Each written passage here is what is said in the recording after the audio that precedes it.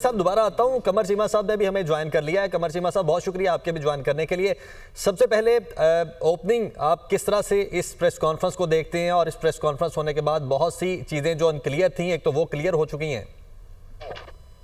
पहली बात तो ये है कि आपको समझना होगा कि जिस तरह चीफ मिनिस्टर बलूचिस्तान ने कहा कि ये बलूचिस्तान की या ये बलोच वैल्यूज नहीं है और ना ये बलूचिस्तान के ट्रेडिशंस हैं, ये दहशतगर्द हैं और ये सिंपथी खत्म की जाए। ये जो अल्फाज हैं कि जी वो जो अल्फाज इस्तेमाल करते हैं जी हकूक के, इनके कोई हकूक नहीं है जो दहशतगर्द होते हैं, बिकॉज उन्होंने पाकिस्तान के कॉन्स्टिट्यूशन को माना ही नहीं है। तो जब आप पाकिस्तान के कॉन्स्टिट्यूशन को नहीं मानेंगे तो आपके कोई हकूक नहीं होंगे। हकूक आपके तब है अगर आप कॉन्स्टिट्यूशन को माने। और दूसरी, ये कोई हकूक की जंग नहीं है। कौन दुनिया में हकूक की जंग गोली से लड़ता है? कौन दुनिया में कहता है कि मेरा हक मुझे दो वरना मैं तुम्हें गोली मार दूंगा?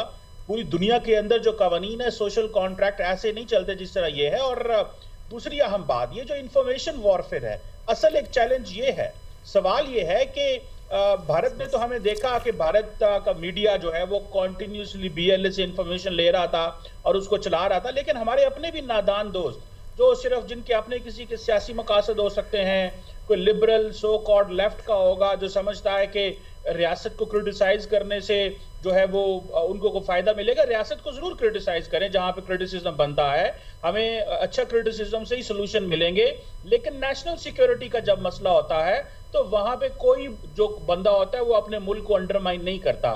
सो ये जो इंफॉर्मेशन वॉरफेयर है, इसमें हिस्सा बनना मैं समझता हूं ये अपने ही लोगों का ये ज्यादती है। और दूसरा, अगर आप देखें कि ये जो हैंडलर्स अफगानिस्तान में बैठे हुए हैं, मेरा ख्याल है इसमें थोड़ा सा हमें प्रोएक्टिव अप्रोच चाहिए। अफगानिस्तान में जो हैंडलर्स बैठे हैं उसमें भारत के हवाले से जो बात की गई और अफगानिस्तान के हवाले से बात की गई, मैं समझता हूं कि हमारे पास जो फोरम्स मौजूद हैं, हम नॉन परमानेंट मेंबर हैं UN सिक्योरिटी काउंसिल के, उस फोरम पे बात को लेके जाया जाए, इंडिविजुअल्स को हाईलाइट करके ग्लोबली इनको डेजिग्नेट करवाया जाए दहशतगर्दी जिस तरह ये कर रहे हैं। ये अफगानिस्तान को, अगर हम ये महसूस, सिर्फ अफगानिस्तान ये महसूस करेगा कि हम एक स्टेटमेंट जारी कर देंगे कि हम इन्वॉल्व नहीं है तो the job is done, job ऐसे खत्म नहीं होगी।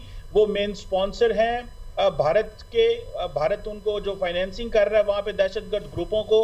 अगर इसी तरह वहां पे दहशतगर्द ग्रुप रहेंगे तो जो वादे उन्होंने इंटरनेशनल कम्युनिटी के साथ दोहा में किए हैं, अमेरिका के साथ किए हैं, अब अफगानिस्तान को वही वादे इस खित्ते के तमाम ममालिक से करने पड़ेंगे, पाकिस्तान से, ईरान से, सेंट्रल एशियन ममालिक से, रशिया से, सबसे वो वादे करने पड़ेंगे कि अफगानिस्तान की सरजमीन दहशतगर्द के हक में नहीं इस्तेमाल नहीं की जाएगी। अगर अफगानिस्तान ये वादे नहीं करता तो मैं समझता हूं उसमें तमाम ममालिक जो खित्ते के ममालिक हैं उनको अफगानिस्तान को इस चीज पे लाना चाहिए और बाइकआउट करवाना चाहिए। और उसके लिए जो भी डिप्लोमेटिक पॉलिटिकल सोल्यूशन हो सकते हैं उन सोल्यूशन को जो है वो यूटिलाइज करना चाहिए।